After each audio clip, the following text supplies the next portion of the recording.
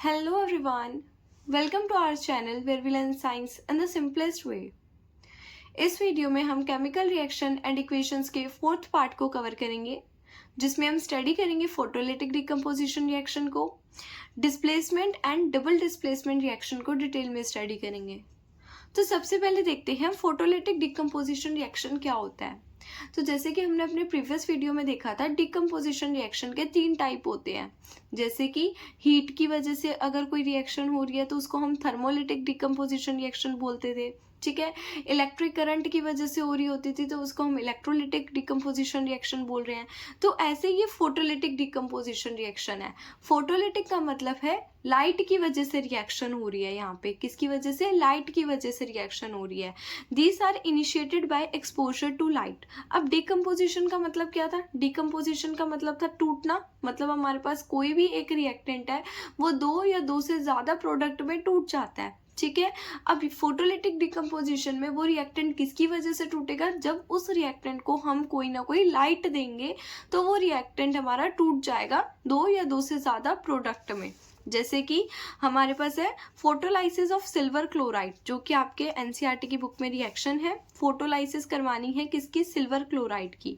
तो हमारे पास यहाँ पे मॉलिक्यूल है सिल्वर क्लोराइड, जो किस कलर का होता है? वाइट कलर का।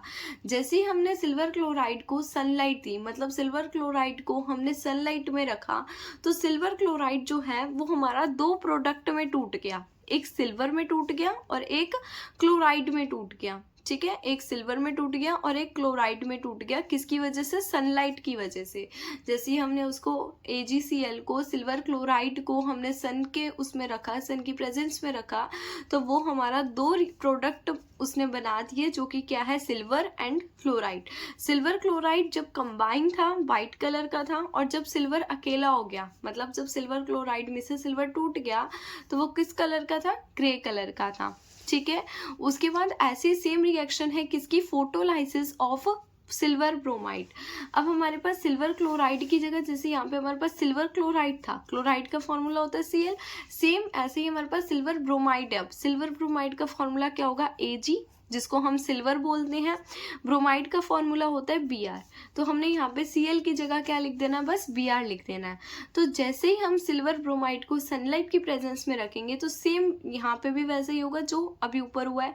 सिल्वर का मॉलिक्यूल अलग हो जाएगा, ब्रोमाइड का मॉलिक्यूल अलग हो जाएगा। मतलब जैसे ही हम सिल्वर ब्रोमाइड को सनलाइट की प्रेजेंस में रखेंगे तो उससे क्या होगा कि हमारा 2 प्रोडक्ट बनेंगे। एक सिल्वर का प्रोडक्ट बनेगा, एक ब्रोमाइड का प्रोडक्ट बनेगा। अब ये जो सिल्वर ब्रोमाइड होता है ये भी सेम वाइट कलर में होता है, और ये जो सिल्वर बनता है ये भी सेम ग्रे कलर का बनता है, ठीक है। और ये जो दोनों रिएक्शन हो रही है ना हमारी, photolysis of silver chloride and photolysis of silver bromide, ये हमारी यूज होती है ब्लैक एंड व्हाइट फोटोग्राफीज में। मतलब जैसे पिछले ज़माने में वो चलती नहीं थी, ब्लैक एंड व्हाइट फोटोग्राफ्स चलती थी, ठीक है। वो प्रिंट निकालते थे ब्लैक एंड व्हाइट फोटोग्राफीज का, तो उन टाइम में ये हमारी रिएक्शंस यूज होती थी, ठीक है।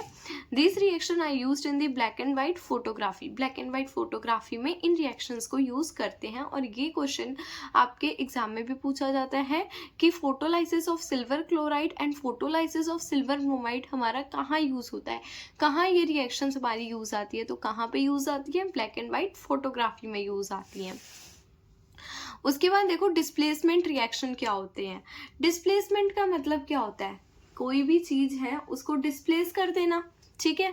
कोई भी अगर आपके पास चीज है तो उसको क्या करोगे? आप डिस्प्लेस कर देते हो। अगर आपको कोई और अच्छी चीज मिल जाती है तो आप क्या करते हो? उसको डिस्प्लेस कर देते हो, पुरानी वाली चीज को, ठीक है। तो डिस्प्लेसमेंट रिएक्शन का मतलब होता है कि ऐसी केमिकल रिएक्शन जिसमें ज्यादा एक्टिव रिएक्टिव एलिमेंट जो होते हैं वो डिस्प्लेसेस कर देते हैं लेस रिएक्टिव एलिमेंट को अपने कंपाउंड में से। जैसे कि हमारे पास A और BC है। हमारे पास यहाँ पे 2 रिएक्टेंट है, A रिएक्टेंट है एंड BC रिएक्टेंट है, A प्लस BC, ठीक है। A plus BC। अब देखो क्या हुआ, यहाँ पे C क्या करेगा? मतलब A क्या करेगा? B को डिस्प्लेस कर देगा। A क्या करेगा? B को डिस्प्लेस कर देगा। अब ऐसा क्यों हुआ? क्योंकि जो B है वो हमारा लेस रिएक्टिव होता है। B हमारा लेस रिएक्टिव है, इस वजह से A ने इसको डिस्प्लेस कर दिया, ठीक है। और इसने B की जगह खुद ले ली, ठीक है। तो यहाँ पे हमारे प्रोडक्ट क्या बने? B अकेला रह गया, क्यों अकेला रह गया? क्योंकि वो लेस रिएक्टिव था ए से। ए जो थे वो ज्यादा रिएक्टिव थी, इसीलिए उसने बी को क्या कर दिया? डिस्प्लेस कर दिया और उसने बी की जगह ले ली। तो बी अकेला रह गया क्योंकि वो लेस रिएक्टिव था और उसने सी के साथ वो कंबाइन होके उसने अपना अलग मॉलिक्यूल बना लिया। ठीक है, तो ये हमारा ए सी मॉलिक्यूल बना। अब ऐसा क्यों हुआ? क्योंकि A is more reactive than B. अब आपको ऐसे कैसे पता चलेगा कोई भी रिएक्शन में कि कौन सा एलिमेंट जो है वो ज्यादा रिएक्टिव है, कौन सा कम रिएक्टिव है? तो उसके लिए आपको याद करनी पड़ेगी ये वाली रिएक्टिविटी सीरीज। ठीक है, जिसमें हमारा फर्स्ट पे आता है पोटेशियम, सेकंड पे आता है हमारा सोडियम, थर्ड पे आता है calcium, magnesium, aluminium, zinc, iron, lead, hydrogen, copper, mercury, silver and gold. ठीक है, तो ये हमारी क्या है? रिएक्टिविटी सीरीज है। अब इसमें क्या होता है, ये आपको लर्न करनी रहती है रिएक्टिविटी सीरीज। अगर ये आपको लर्न नहीं हुई तो आप डिस्प्लेसमेंट रिएक्शन नहीं कर सकते। क्यों? क्योंकि डिस्प्लेसमेंट रिएक्शन में है क्या? डिस्प्लेसमेंट रिएक्शन में सारा यही तो है कि जो ज्यादा रिएक्टिव वाला कंपाउंड होगा वो लेस रिएक्टिव को क्या करेगा? डिस्प्लेस करेगा। तो वो चीज करने के लिए आपको ये ये रिएक्टिविटी सीरीज याद होनी चाहिए। अब सबसे ऊपर वाले जो कंपाउंड होते हैं वो ज्यादा रिएक्टिव होते हैं और जैसे जैसे आप नीचे जाते जाओगे तो रिएक्टिविटी क्या होती जाती है? कम होती जाती है। अब यहाँ पे सबसे टॉप पे कौन है? पोटेशियम। इसका मतलब सबसे रिएक्टिव कंपाउंड यहाँ पे क्या है? पोटेशियम है। ठीक है, उसके बाद सोडियम है, उसके बाद कैल्शियम है। ऐसे धीरे धीरे रिएक्टिविटी जैसे जैसे नीचे जाते जा रही है रिएक्टिविटी कम होती जा रही है। अब ये जो रिएक्टिविटी सीरीज है ये बस इतनी ही नहीं है, रिएक्टिविटी सीरीज बहुत बड़ी है अभी भी। ठीक है, लेकिन आपकी जो 10th क्लास में है वो इतनी ही नीट है, तो मैंने यहाँ पे इतने ही लिखे हैं। जैसे कि यहाँ पे देखो डिस्प्लेसमेंट रिएक्शन के कुछ एग्जाम्पल, जैसे यहाँ पे हमें दे रखा है जिंक जो कि सॉलिड फॉर्म में है, कॉपर सल्फेट जो कि एक्विशियस फॉर्म में है। अब यहाँ पे क्या होगा? डिस्प्लेसमेंट होगा। अब आप रिएक्टिविटी सीरीज में जाके देखोगे तो हमारा जो जिंक है वो कॉपर से ऊपर है, मतलब जिंक हमारा ऊपर है और कॉपर रिएक्टिविटी सीरीज में नीचे है। अब मैंने आपको क्या बताया कि जैसे जैसे आप नीचे जाते जाओगे रिएक्टिविटी कम होती जाती है। तो कॉपर हमारा नीचे है तो इसका मतलब ये कम रिएक्टिव है। कॉपर क्या है? कम रिएक्टिव है। और जिंक क्या है? ज्यादा रिएक्टिव है। तो जिंक क्या करेगा? इस कॉपर को डिस्प्लेस कर देगा, इस कॉपर को डिस्प्लेस कर देगा और इसकी जगह खुद ले लेगा। जैसे देखो ZnSO4, इसने कॉपर की जगह खुद ले ली क्योंकि ये ज्यादा रिएक्टिव था। ZnSO4 बन गया ये और कॉपर अकेला रह गया क्योंकि वो लेस रिएक्टिव है। उसके बाद नेक्स्ट एग्जांपल है जो कि है जिंक प्लस सल्फ्यूरिक एसिड हमारा क्या बना देता है? Zinc sulphate. अब यहाँ पे भी देखो जो जिंक है वो हमारा रिएक्टिविटी सीरीज में ऊपर होता है और जो हाइड्रोजन होता है ये क्या है? हमारा हाइड्रोजन। यहाँ पे 2 मॉलिक्यूल है सल्फ्यूरिक एसिड में, एक हाइड्रोजन दूसरा सल्फेट। ठीक है, अब जो हाइड्रोजन होता है ना हमारा वो भी नीचे होता है, जिंक से नीचे होता है और जो नीचे होता है तो वो क्या होगा? लेस रिएक्टिव होगा। तो यहाँ पे हाइड्रोजन लेस रिएक्टिव है, इस वजह से जिंक ने इसको क्या कर दिया? डिस्प्लेस कर दिया और उसकी जगह खुद ले ली। हाइड्रोजन हमारा अकेला रह गया because it is less reactive. उसके बाद आयरन प्लस CuSO4। अब देखो यहाँ पे रिएक्टिविटी सीरीज में हमारा आयरन ऊपर होता है और कॉपर नीचे होता है। आयरन हमारा रिएक्टिविटी सीरीज में ऊपर होता है, कॉपर नीचे होता है। जब आप रिएक्टिविटी सीरीज देखोगे तो ये आयरन क्या करेगा? इसको डिस्प्लेस कर देगा क्योंकि आयरन ज्यादा रिएक्टिव है। तो आयरन कॉपर को डिस्प्लेस कर देगा और क्या बना लेगा? आयरन सल्फेट बना लेगा। अब हमने इन रिएक्शंस को डिटेल में कवर करना है। डिस्प्लेसमेंट रिएक्शन पे आपको एक एक्टिविटी दे रखी है, एक्टिविटी 1.9। एक्टिविटी 1.9 इसमें आपको क्या करना है? एक टेस्ट ट्यूब लेनी है। ठीक है, एक टेस्ट ट्यूब लेनी है और उस टेस्ट ट्यूब में आपको कॉपर सल्फेट का सॉल्यूशन भरना है। ठीक है, एक टेस्ट ट्यूब लेनी है, उस टेस्ट ट्यूब में आपको कॉपर सल्फेट का सॉल्यूशन भरना है। अब वो जो कॉपर सल्फेट का सॉल्यूशन होता है वो ब्लू कलर का होता है जिसको हम CuSO4 बोलते हैं। ठीक है, कॉपर सल्फेट का जो सॉल्यूशन होता है वो ब्लू कलर का होता है और उस कॉपर सल्फेट के सॉल्यूशन के अंदर आप एक आयरन की नेल डालोगे। ठीक है, एक कील डालोगे आयरन की। ठीक है, और उसका फॉर्मूला क्या हो जाएगा? Fe। तो जैसे ही आप कील डालोगे ना उसमें तो हमारी यहाँ पे रिएक्शन क्या बनेगी? Iron plus copper sulphate. अब होगा क्या? आयरन हमारे रिएक्टिविटी सीरीज के ऊपर होता है और कॉपर हमारा नीचे होता है, तो इसके कारण क्या होगा? आयरन कॉपर को डिस्प्लेस कर देगा और आयरन कॉपर की जगह ले लेगा। तो क्या बना लेगा? आयरन सल्फेट बना लेगा। इसका मतलब जो सारा का सारा जो कॉपर था वो हमारा नेल पे जाके लग जाएगा। ठीक है। सारा का सारा जो कॉपर था वो हमारा सॉल्यूशन में से उड़ जाएगा, ठीक है, और सॉल्यूशन हमारा कैसा बन जाएगा, लाइट ग्रीन कलर का बन जाएगा और उसमें हमारा आयरन मिक्स हो जाएगा, ठीक है। सॉल्यूशन में क्या होगा, हमारा आयरन जो है, मतलब कॉपर सल्फेट का सॉल्यूशन में हमारा आयरन मिक्स हो जाएगा, कॉपर वहाँ उस सॉल्यूशन में से उड़ जाएगा, कॉपर उस सॉल्यूशन में से उड़ जाएगा, उस सॉल्यूशन में क्या मिक्स हो जाएगा, आयरन मिक्स हो जाएगा, और आयरन के मिक्स होने के कारण वो हमारा कैसा बन जाएगा, लाइट ग्रीन कलर का सॉल्यूशन बन जाएगा। कैसा, लाइट ग्रीन कलर का सॉल्यूशन बनेगा। और उसमें जो नेल गिरी है ना, जो उसके ऊपर सारा का सारा क्या लग जाएगा, कॉपर लग जाएगा, जो कि तो नेल किस कलर की हो जाएगी, रेडिश ब्राउन कलर की हो जाएगी।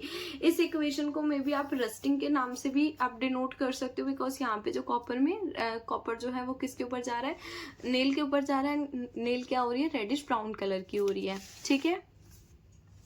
देखो यहाँ पे क्वेश्चन भी है इसी से related. A student has dipped some iron nails in an aqueous solution copper sulphate after about 25 minute he would observe that the colour of the solution has change from. देखो एक स्टूडेंट है, उसने iron की nail एक copper sulphate के solution में डाली और 25 मिनट बाद उसने क्या देखा कि जो सॉल्यूशन का जो कलर है वो किससे किस में चेंज हुआ। तो ये इसका हमने आंसर देना है, तो सॉल्यूशन का कलर किस में चेंज होगा, ब्लू से लाइट ग्रीन कलर में, ठीक है।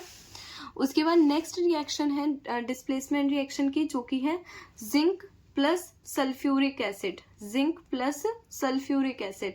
तो जिंक और सल्फ्यूरिक एसिड हमारा क्या है, अब देखो इसमें भी सेम क्या होता है, जिंक हमारा ज़्यादा रिएक्टिव होता है हाइड्रोजन से, तो जिंक क्या करेगा, हाइड्रोजन को रिप्लेस कर देगा, हाइड्रोजन को डिस्प्लेस कर देगा और उसकी जगह खुद ले लेगा। जिंक ने हाइड्रोजन को जैसे डिस्प्लेस करा, उसने हाइड्रोजन की जगह ले ली, तो यहाँ पे कौन सा सॉल्यूशन बन गया, यहाँ पे बन गया जिंक सल्फेट सॉल्यूशन बन गया। और हाइड्रोजन की जो गैस है वो यहाँ पे रिलीज हुई है, ठीक है, हाइड्रोजन की गैस क्या हुई है, रिलीज हुई है। अब देखो यहाँ पे गैस रिलीज हो रही है, ठीक है, इसका मतलब यहाँ पे कुछ हीट रिलीज हो रही है, ठीक है, कुछ हीट रिलीज हो रही है। रिएक्शन जो टेम्परेचर है रिएक्शन का वो बढ़ रहा है। अब जब भी हमारी रिएक्शन का टेम्परेचर बढ़ता है, इसका मतलब वहां से हीट निकलती है, ठीक है। टेम्परेचर बढ़ने का मतलब क्या है कि उस रिएक्शन में से हीट निकल रही है, ठीक है, उस रिएक्शन में से हीट निकल रही है। तो उस रिएक्शन को हम क्या बोलेंगे, एक्सोथर्मिक रिएक्शन बोलेंगे। क्या बोलेंगे, एक्सोथर्मिक रिएक्शन बोलेंगे। क्यों, क्योंकि उस रिएक्शन में से हमारी हीट निकल रही है, ओके। तो देखो यहाँ पे कुछ ऑब्जर्वेशंस भी हैं, जो कि क्या क्या है, hydrogen gas is colourless and odourless. जो हमारी हाइड्रोजन गैस है वो कैसी रहेगी, कलरलेस रहेगी एंड ऑडोरलेस रहेगी। मतलब ऑडोरलेस का मतलब है उसकी बिल्कुल भी फ्रेगनेंस नहीं होगी, और हाइड्रोजन गैस एकदम कलरलेस रहेगी, ठीक है। अब जैसी हाइड्रोजन गैस निकलेगी, मतलब वो जल रही है एकदम से, ये सॉल्यूशन में क्या हो रहा है, हीट रिलीज हो रही है।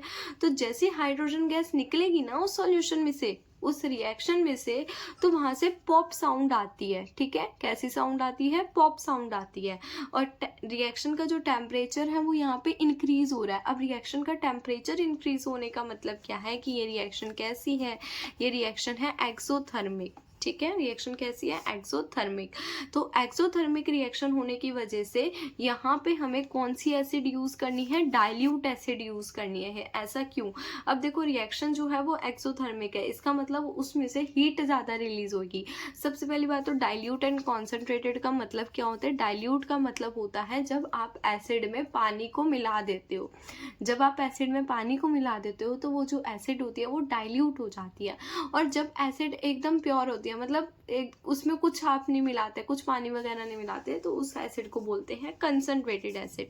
तो जो डाइल्यूट एसिड होती है वही यूज करते हैं हम एक्सोथर्मिक रिएक्शन में। क्यों, क्योंकि एक्सोथर्मिक रिएक्शन में बहुत ज्यादा हीट प्रोड्यूस होती है, और अगर वहां पे आपने कंसंट्रेटेड एसिड का यूज कर लिया तो वहां पे हीट और ज्यादा रिलीज होगी, जिसकी वजह से जिस बीकर में आप रिएक्शन कर रहे हो, जिस बीकर में आप एक्सपेरिमेंट कर रहे हो, वो बीकर भी आपका फट सकता है, इतनी हीट रिलीज होती है, ठीक है, इतनी ज़्यादा हीट रिलीज होती है।